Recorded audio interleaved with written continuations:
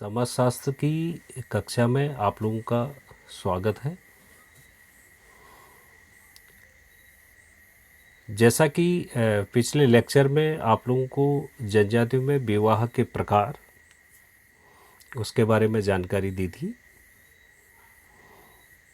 और उसके प्रकारों में हमने बताया था कि जनजातियों में जो विवाह के प्रकार हैं वो एक विवाह और बहुविवाह है। और बहुविवाह के अंतर्गत आपको पत्नी विवाह और बहुपति विवाह आपको पढ़ना है। तो आज हम प्रारंभ करते हैं जनजातियों में विवाह के प्रकारों में। पहला प्रकार जो है एक विवाह है। ये एक विवाह है क्या, इसके बारे में आपको आज के लेक्चर में पूरी जानकारी दी जाएगी। और ये आपकी स्क्रीन में कुछ एक शॉर्ट नोट्स जो मुख्य मुख्य चीज़ें हैं उसको दर्शाने का प्रयास किया है। और इससे जो संबंधित लिटरेचर होगा जिसमें विस्तृत जानकारी होगी वो आपको एक पीडीएफ फाइल के माध्यम से हम आपको उपलब्ध करा देंगे। तो जनजातियों में विवाह के प्रकारों में हम प्रारंभ कर रहे हैं एक विवाह। एक विवाह पारिवारिक जीवन का सर्वोत्तम आधार है और वेस्टरमार्क ने अपने अध्ययन में ये पाया और अपनी जो प्रसिद्ध पुस्तक है the history of human marriage, उसके अध्ययन के बाद उन्होंने अपनी एक पुस्तक लिखी जिसका नाम है the history of human marriage. तो वेस्टरमार्क का मत है कि जो परिवार की उत्पत्ति है वह एक विवाह के नियम से ही प्रारंभ हुई होगी। जो परिवार की उत्पत्ति है वो एक विवाह के नियम से ही प्रारंभ हुई है। और उन्होंने अपनी जो प्रसिद्ध पुस्तक the history of human marriage में स्पष्ट किया है कि विवाह के अन्य सभी जो स्वरूप हैं सामाजिक नियमों का एक अस्थायी उल्लंघन मात्र है। जो अन्य स्वरूप हैं वो सामाजिक जो नियम है उनका एकमात्र उल्लंघन है। और एक सर्वव्यापी नियम के रूप में यदि सभी सभ्य और जनजातीय समाजों में विवाह की कोई प्रथा स्थायी रही है तो वह एक विवाह की ही प्रथा है। वेस्टरमार्क का कथन है कि जो जनजातीय समाजों या सभ्य समाजों में जो विवाह की एक कोई प्रथा स्थायी रही है तो वो एक विवाह ही है। अब एक विवाह वह नियम है जिसके अंतर्गत एक जीवन साथी के जीवित रहते हुए कोई भी स्त्री अथवा पुरुष दूसरा विवाह नहीं कर सकता है। अब एक विवाह का क्या नियम है, इस नियम को आपको मालूम भी होना चाहिए कि जिसके अंतर्गत एक जीवन साथी के जीवित रहते हुए कोई स्त्री अथवा पुरुष दूसरा विवाह नहीं कर सकता है। और भारत की अधिकांश जनजातियों में विवाह का यही नियम पाया जाता है। और भारत की अधिकांश जनजातियों में देखा जाए तो एक विवाह का ही नियम ज़्यादा देखने को मिलता है। एक विवाह के कारण अथवा जो परिस्थितियां हैं, अब एक विवाह के क्या कारण रहे हैं या परिस्थितियां क्या रही हैं उनको हम कुछ बिंदुओं के द्वारा समझने का प्रयास करेंगे। प्रत्येक समाज में स्त्री और पुरुषों का अनुपात लगभग बराबर ही होता है। किसी भी समाज में अगर आप देखेंगे तो लगभग बराबर, एग्जैक्ट बराबर तो हम नहीं कह सकते लेकिन लगभग बराबर। कहीं पर पुरुषों की संख्या थोड़ा ज़्यादा होगी तो महिलाओं की संख्या थोड़ा कम होगी। कहीं पर महिलाओं की संख्या ज़्यादा होगी किसी समाज में तो पुरुषों की संख्या थोड़ा ज़्यादा, इतनी ज़्यादा और कम नहीं होती है। यदि प्रत्येक स्त्री और पुरुष को एक से अधिक विवाह करने की अनुमति दे दी जाए, अब इसके कारण क्या रहे हैं देखो। यदि प्रत्येक स्त्री और पुरुष को एक से अधिक विवाह करने की अनुमति दे दी जाए तब इसका अर्थ यह होगा कि कुछ व्यक्तियों को एक जीवन साथी भी उपलब्ध नहीं हो सकता। अब लगभग संख्या समान है। अगर हम स्त्री को एक से अधिक पुरुषों के साथ वैवाहिक संबंध स्थापित करने की अनुमति दे रहे हैं, या पुरुष को एक से अधिक स्त्रियों के साथ वैवाहिक संबंध स्थापित करने की अनुमति दे रहे हैं, तो कोई न कोई वैवाहिक संबंधों से अछूता रह जाएगा। कारण क्या? क्योंकि लगभग समाज में स्त्री और पुरुषों का अनुपात बराबर रहता है। तो ये भी एक कारण रहा होगा। और दूसरा, इसके अतिरिक्त जो विवाह के अन्य सभी स्वरूपों के अंतर्गत व्यक्तियों के मानसिक और संवेगात्मक तनाव है, इतने अधिक बढ़ सकते हैं कि जनजातीय समाज को अपना संगठन बनाए रखना कठिन हो जाएगा।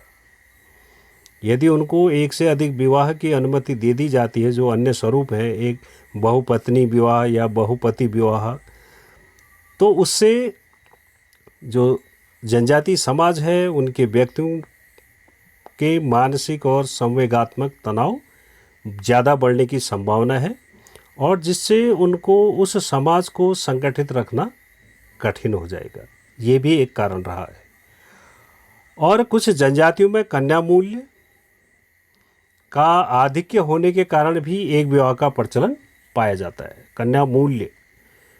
कन्या मूल्य का मतलब, आज जो सभ्य समाज की हम बात करते हैं तो कन्या मूल्य ने जस्ट उल्टा रूप धारण कर लिया है, जिसको हम दहेज के रूप में। तो उस समय क्या होता था कि कन्या के पक्ष को वर पक्ष के द्वारा कुछ धनराशि दी जाती थी, जिसको कन्या मूल्य कहा जाता था। लेकिन वर्तमान में कन्या मूल्य ने दूसरा रूप धारण कर लिया। आज कन्या को विवाह के साथ, या जब किसी कन्या का विवाह होता है तो उसको कुछ न कुछ दहेज के रूप में देना पड़ता है। तो वहाँ उस समय क्या था कि कन्या मूल्य का आधिक्य होने के कारण एक विवाह का प्रचलन ज़्यादा देखने को मिला, क्योंकि एक व्यक्ति अनेक पत्नियां रखकर सभी की कीमत कठिनता से ही चुका सकता है। कन्या मूल्य का मतलब एक बार फिर से आपको समझना होगा कि कन्या के माता पिता को वर के द्वारा कुछ धनराशि देनी होती थी। तो अगर एक पुरुष एक से अधिक स्त्रियों के साथ वैवाहिक संबंध करता है तो उसको कन्या मूल्य ज़्यादा चुकाना पड़ेगा। तो ये भी एक कारण हो सकता है। और प्रत्येक परिवार अपने सदस्यों के बीच संघर्षों की मात्रा को कम करने का प्रयत्न करता है, और इसी उद्देश्य की पूर्ति एक विवाह द्वारा ही हो सकती है, क्योंकि बहु विवाह जहाँ होंगे तो वहाँ सदस्यों के बीच संघर्ष ज़्यादा देखने को मिलते हैं। और जनजातीय समाजों में बहुत समय तक बहुपति और बहुपत्नी विवाह का प्रचलन बने रहने के कारण उनकी पारिवारिक समस्याओं में इतनी अधिक वृद्धि हो जाती है कि उनके निराकरण के लिए एक विवाह को उपयोगी नियम के रूप में देखा जाने लगा। तो अब प्राचीन समय में ये भी हो सकता है कि उस समय बहुपत्नी और बहुपति विवाह का प्रचलन ज़्यादा रहा हो, और जिससे परिवारों में समस्या ज़्यादा बढ़ रही हो, और उस समस्या से निजात पाने के लिए या उसके निराकरण के लिए एक विवाह को अधिक उपयोगी माना गया हो। ये भी एक कारण हो सकता है कि एक विवाह का प्रचलन क्यों हुआ। और सभ्य समाजों के संपर्क में आने के कारण भी जनजातियों में एक विवाह का प्रचलन तेज़ी से बढ़ता जा रहा है।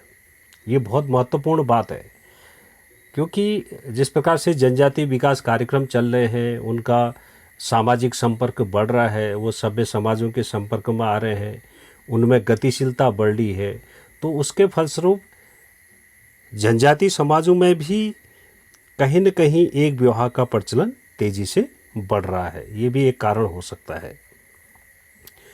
और उपरोक्त जितने भी कारण रहे हैं, उनके आधार पर विल्स और हाइजर का कथन है कि जो जनजातीय समाज बहुपति विवाह अथवा बहुपत्नी विवाही है, वहाँ भी एक विवाह का नियम ही अधिक प्रभावपूर्ण रहता है। ये भी एक बहुत महत्वपूर्ण बात है।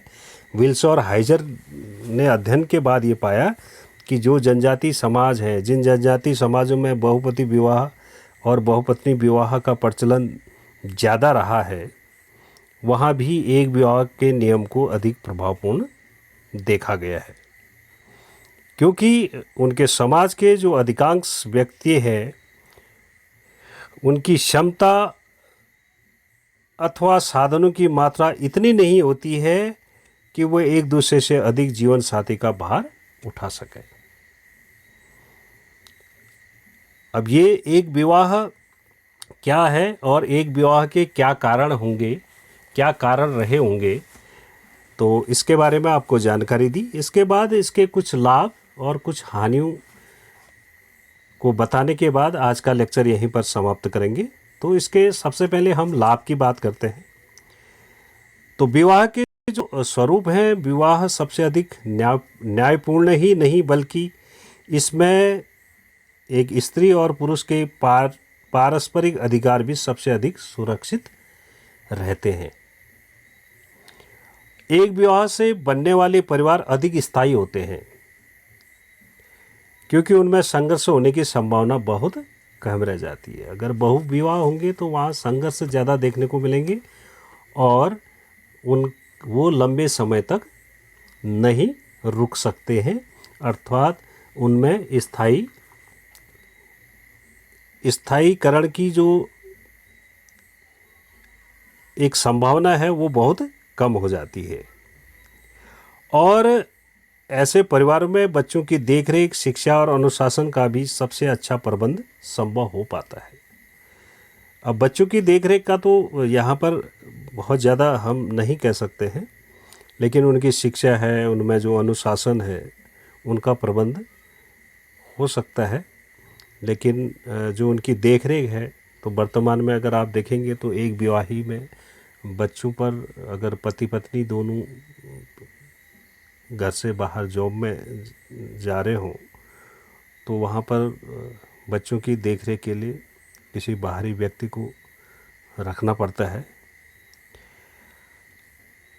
और इस प्रकार के विवाहों के द्वारा समाज में स्त्रियों को उच्च सामाजिक स्थिति प्राप्त होती है।